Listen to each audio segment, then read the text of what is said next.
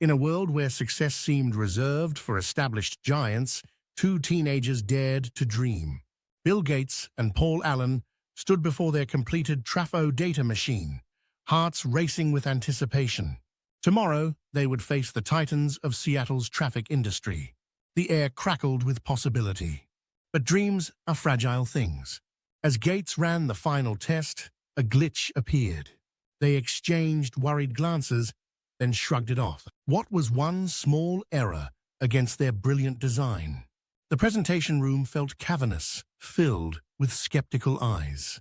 Gates began confidently, but as he activated Traf-O-Data, the unthinkable happened. Silence. Then chaos. The machine wasn't just malfunctioning, it was dead on arrival. Humiliation washed over Gates, but beneath the shame, something else stirred. This wasn't just a tech whiz. This was a young man who had taught himself to code before most kids learned algebra. As they trudged home, defeat heavy on their shoulders, Gates turned to Allen. "We were wrong," he said, "but not about everything."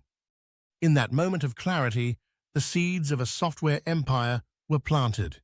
In the crisp autumn of 1972, Seattle's lakeside school computer room hummed with possibility. 16-year-old Bill Gates hunched over a worn desk, his fingers dancing across paper filled with complex algorithms. Beside him, Paul Allen, his longtime friend and coding companion, scrutinized circuit diagrams with intense concentration. The fluorescent lights flickered above them, casting shifting shadows on their ambitious dreams. "This could revolutionize traffic analysis," Gates muttered, pushing his glasses up his nose.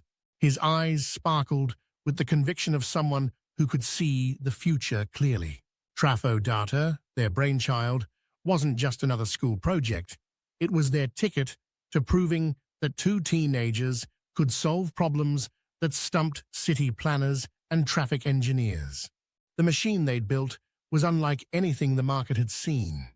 While cities laboriously counted cars using rubber tubes and manual calculations, their solution promised to process traffic data automatically, saving countless hours and reducing human error. Paul nodded in agreement, his quiet confidence complementing Gates's barely contained excitement. "The presentation's tomorrow," Paul reminded him, spreading out their meticulously prepared notes. They'd spent months perfecting their pitch, rehearsing technical specifications until they could recite them in their sleep. The stakes were high. Seattle's traffic engineers would be there, established professionals who'd been managing city infrastructure since before either of them was born. Gates stood up, pacing the room as he had countless times before. "We've tested everything twice," he said, more to himself than to Paul. Their families had invested in their vision, their reputation at stake. The weight of expectations pressed heavily on their young shoulders. As midnight approached, they ran one final system check. The machine processed the test data flawlessly, spitting out accurate traffic patterns and analysis. Relief washed over them, but it was short-lived. As they powered down the system, an unusual clicking sound emerged from the processor.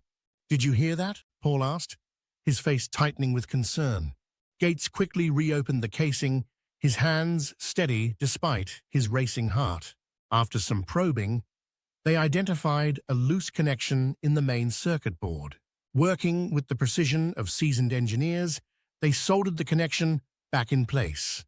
"Fixed," Gates announced triumphantly, his voice carrying the false confidence of someone trying to convince himself. They tested the system again. It worked perfectly.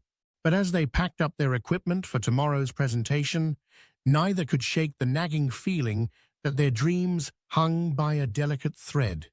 Outside, Seattle's traffic lights blinked in their regular pattern, unaware that two young visionaries were about to challenge the very system that controlled them. Tomorrow would either validate their months of work or expose them as naive teenagers who'd overestimated their abilities. Little did they know, this moment would become a crucial chapter in their journey toward creating something far bigger than traffic analysis. The fluorescent lights hummed overhead as Bill Gates adjusted his collar, his hands trembling slightly. The Seattle Traffic Department's conference room felt impossibly large, filled with stern-faced engineers and city officials. Paul Allen stood beside their Traf-O-Data machine, its pristine casing concealing hours of meticulous preparation and countless sleepless nights. "Our system will revolutionize traffic data processing," Gates began, his voice carrying the confidence of youth. The audience leaned forward, their skepticism barely masked behind professional courtesy. These weren't just any clients, they represented the establishment, the very system two young entrepreneurs dared to challenge. The presentation started smoothly. Gates articulated their vision, while Allen prepared to demonstrate the machine's capabilities. The air grew thick with anticipation as Allen fed the first traffic counter tape into their device. The machine whirred to life, but something was wrong. Instead of processing the data efficiently, it produced an irregular clicking sound. Gates' heart sank as he watched Allen's face turn ashen. The clicking transformed into a harsh grinding noise, and the output paper emerged with unintelligible symbols. Sweat beaded on Gates's forehead as he noticed the engineering director's raised eyebrow, the subtle exchange of glances between officials. "Just a minor adjustment," Allen muttered, his fingers dancing across the machine's controls. But the damage was done. The room's energy had shifted from professional curiosity to barely concealed dismissal. One official checked his watch, while another began gathering his papers. The machine sputtered one final time before falling silent. The silence that followed was deafening. Gates could hear his own heartbeat thundering in his ears as he watched their dreams crumble in real time. The same device that had worked flawlessly in his garage now betrayed them at the most crucial moment. "Perhaps we should reschedule," suggested the department head, his tone carrying the finality of a judge's gavel. Gates recognized it wasn't an offer, but a polite dismissal. The young entrepreneurs had failed to prove themselves worthy of the establishment's time and trust. As they packed up their equipment, Gates caught fragments of whispered conversations. Too young, unreliable, stick to proven systems. Each word felt like a personal indictment. The weight of failure pressed down on his shoulders as they wheeled their malfunctioning creation out of the building. In the parking lot, Gates leaned against their van, the cool metal grounding him in reality. His mind raced through calculations, debugging sequences, and alternative approaches, anything to make sense of what had gone wrong. Allen stood silently beside him, both processing their public humiliation. "We missed something fundamental," Gates finally said, his voice barely above a whisper. The afternoon sun cast long shadows across the asphalt, marking the end of their first serious venture into entrepreneurship. But beneath the crushing disappointment, something else stirred, a determination to understand why they had failed, and more importantly, what they could learn from it. As they drove home in silence, neither realized that this very failure would later be recognized as a crucial stepping stone towards something far bigger than traffic data analysis. For now, they were just two young dreamers who had dared to challenge the system and paid the price of public failure. The silence in Gates's bedroom was deafening as he stared at the scattered pieces of the Traf-O-Data machine. Paul Allen sat nearby, both lost in thought about their spectacular failure. The weight of embarrassment from the demonstration still pressed heavily on their shoulders, but something else was stirring in Gates's mind. Maybe we were solving the wrong problem," Gates muttered, more to himself than to Allen. His fingers traced the edge of a circuit board, but his eyes were focused somewhere distant. "We got caught up in the hardware, but the real power, it's in the software."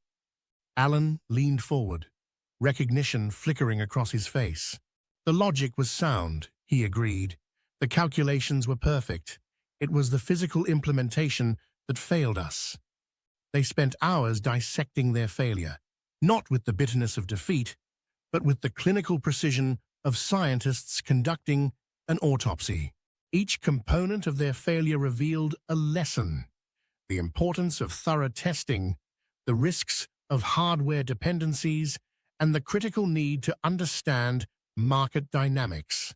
As dawn broke through the window, Gates stood up and grabbed a notebook. "What if," he began, excitement creeping into his voice, "we focused entirely on programming, pure software, no hardware complications, no manufacturing concerns?" The idea took root, growing stronger with each passing moment. Their failure with Traf-O-Data hadn't just taught them what not to do, it had illuminated a path forward. The future wasn't in building machines, it was in telling existing machines how to think. This realization would later prove to be the cornerstone of Microsoft's foundation. The partnership between Gates and Allen had been tested by fire and emerged stronger, tempered by failure, but not broken by it.